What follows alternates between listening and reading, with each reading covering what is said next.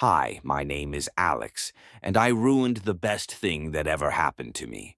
I used to think revenge was poetic. Like if someone hurt you, the universe would hand you a pen and say, "Go ahead, write the ending yourself." I thought that's what I was doing, taking control, setting things right. But now, sitting in an empty apartment surrounded by echoes of what used to be love, I realize I wasn't writing justice. I was just burning the pages. It started 3 years ago. I met Lena in a coffee shop. She was reading Franny and Zoe with this little smirk, like she already knew the joke no one else did. I spilled my drink trying to talk to her. Cliché, I know. And she laughed instead of getting mad. That laugh hooked me. We were inseparable within weeks. She was wild where I was careful, spontaneous where I was structured. She'd drag me out of bed at 2 a.m. to watch the city lights from the bridge. I thought she was chaos. She thought I was calm. Together we were balance. Or so I believed. A year in, things changed. Texts she wouldn't explain. Late nights at work. That weird, guilty silence when I asked simple questions. I told myself I was paranoid, but I wasn't. One night she left her phone unlocked on the counter. I didn't want to look. I swear I didn't. But curiosity doesn't care about morality. What I found was worse than I could have imagined. Messages from a guy named Eli, her co-worker. Photos, plans, jokes about me. I felt my heart split in real time. Not broken, shredded. I didn't confront her right away. I played along for weeks, pretending everything was fine while I built my revenge. It was like a sick game. Every kiss, every "I love you" was a move on a board she didn't know existed. I started logging everything, screenshots, calls. I even pretended to forgive her one night just to get her to confess in her own words. She did. Then I pulled the trigger. I sent every screenshot, every message, every voice note to her family, her boss, her friends. I didn't yell, didn't fight. I just sent it all at once and left. I thought that would feel satisfying, like closure, like power. It didn't. It felt empty. She showed up at my door 2 days later, mascara running, shaking so bad she could barely speak. "Why did you do that, Alex?" she kept asking. "Why didn't you just talk to me?" "Because you killed me first," I wanted to say. "Because you laughed with someone else the way you used to laugh with me." But I didn't say anything. I just closed the door. A few months passed. I heard through mutual friends that she lost her job, that Eli ghosted her the second everything went public, that she moved out of state. Everyone said I got my revenge. Everyone said I won, but love and revenge can't coexist. They eat each other alive. A year later, I ran into her sister at a bar. She told me Lena was doing better. In therapy, starting fresh, no longer drinking, focusing on art again. I thought that would make me happy. It didn't. It made me realize she was healing, while I was still stuck replaying the past like a movie I couldn't turn off.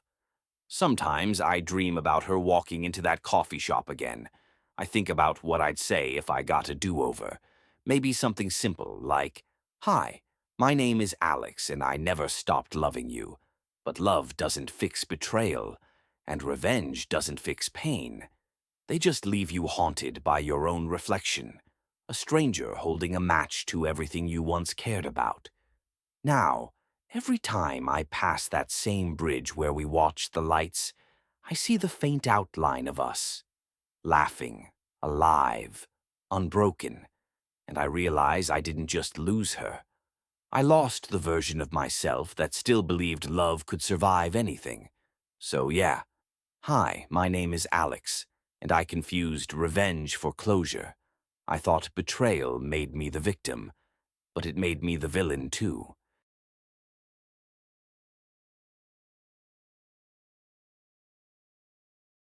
Hi, my name is Lena, and I forgave the man who destroyed me. I found his post last night, the one where he called himself the villain. I shouldn't have read it, I told myself I'd stopped searching for his name months ago, but curiosity has a way of resurrecting pain you thought was buried. It's been 2 years since Alex exposed everything. 2 years since I lost my job, my apartment, my friends, my reputation. It was like dying without the mercy of being gone. Everyone knew. Everyone had seen the messages, the photos, the pathetic I love you texts to Eli. For a while, I hated Alex. I hated him for humiliating me, for making my worst mistake public, for turning my private sin into a spectacle. But beneath that hate was shame thick, choking shame that I had created the mess to begin with. Because here's the truth. I did cheat. I betrayed him. I told myself it wasn't really cheating at first, just emotional connection, attention I wasn't getting. Eli was flattering in a way Alex wasn't anymore. He noticed the small things, sent good morning texts, asked about my art. With Alex, everything had become routine, silent dinners, cold shoulders, the slow decay of something once bright. I told myself it was harmless, that I deserved a little affection. But affection built on lies is a slow poison. The night Alex exposed me, I lost everything. The next morning, my boss called me into the office.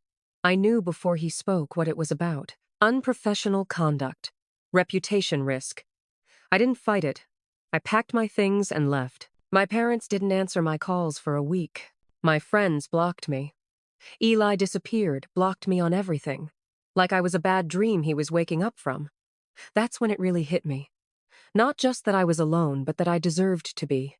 I moved to Portland, got a studio apartment with mold on the ceiling and a single mattress on the floor. I spent months barely eating, barely leaving. The sound of my phone made me flinch. It took 6 months before I went to therapy. My therapist asked me what I wanted from life, and I said, to not feel like a villain.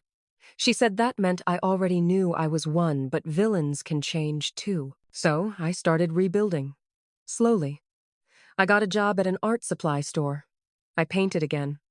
I even started volunteering at a shelter on weekends.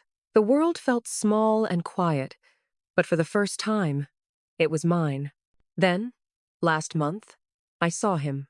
It was at a local gallery, small show, indie artists. I was setting up one of my pieces when I heard that laugh.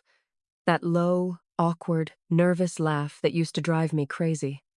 I turned, and there he was. Same dark jacket, same tired eyes. He looked older, harder around the edges, but still, Alex. For a second, we just stared. The air between us was heavy with everything unsaid. Then he said, Lena. My name in his voice hurt more than anything. We talked for hours after the show closed. Not about the affair, not at first. Just life. He told me he quit his job for a while, went traveling, then came back to teach high school English.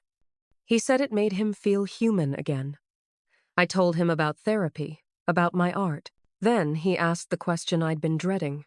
Why did you do it? I wanted to give a clean, cinematic answer, something that wrapped up all the hurt in a neat bow. But the truth was messy. Because I was scared, I said. Scared that you didn't love me anymore. Scared that I was invisible. He didn't say anything for a long time. Then he said, You weren't invisible. I just forgot how to look.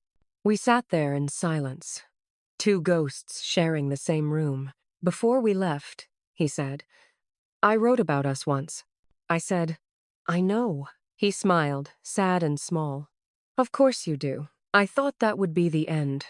A polite goodbye. But a week later, he showed up at my gallery again. Then again, and again. We didn't talk about getting back together. We just existed near each other. He'd bring coffee, I'd bring snacks. He'd help me hang canvases, I'd ask about his students. There was this unspoken rule. No past, no apologies, just presence. But the past doesn't stay buried forever. One night, we closed the gallery late, rain pouring outside. I offered to drive him home. In the car, he asked if I ever hated him for what he did for exposing me. I told him the truth. At first, yes. But then I realized I hated myself more. You just showed the world what I already was. He looked at me like he wanted to argue, but didn't. Instead, he said, I thought revenge would make me feel powerful. It just made me lonely. Something inside me broke not in pain this time, but release. Because that's what we both were. Two people crushed under the weight of our own guilt, still reaching for each other through the rubble. We didn't kiss that night. We didn't say anything romantic. We just sat in the car until the rain stopped, breathing in sync. Now, months later, we see each other often. We're not together, not really. We don't even label it. We're two people learning to coexist with the damage we caused. He still has nightmares about betrayal. I still wake up sweating from shame. But when we're together, it's quieter. Like the storm finally passed, even if the wreckage remains. Sometimes, when he helps me hang a painting, I catch him looking at me the way he used to, cautious, soft, like he's remembering something that used to be his. I don't know if it's love. Maybe it's just recognition that we were both villains in the same story. And now we're trying to write a new one without erasing the old chapters. So yeah, hi. My name is Lena, and I learned that love and forgiveness aren't the same thing, but sometimes they grow from the same soil.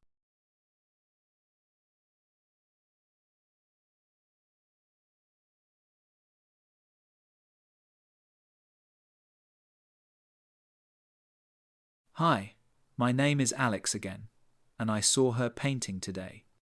It was called Revenant, a dark canvas streaked with grey and gold, two silhouettes standing beneath a storm, their shadows touching even when their hands didn't. I bought it. She didn't know it was me. I used a friend's name on the sale form. I don't need her to know. I just wanted to keep a piece of her art, because it feels like a piece of both of us. People think revenge is loud, shouting, smashing, exposing. But the real revenge is growth. The real revenge is becoming better when no one expects you to. And love isn't always about staying. Sometimes it's about forgiving quietly, loving someone enough to let them go, or maybe even enough to let them back in, not as they were, but as they've become. We're not heroes, her and I. We're the aftermath. But sometimes, even in the ashes, something starts to bloom. So yeah. Hi, my name is Alex, and I think I'm finally ready to stop being the villain.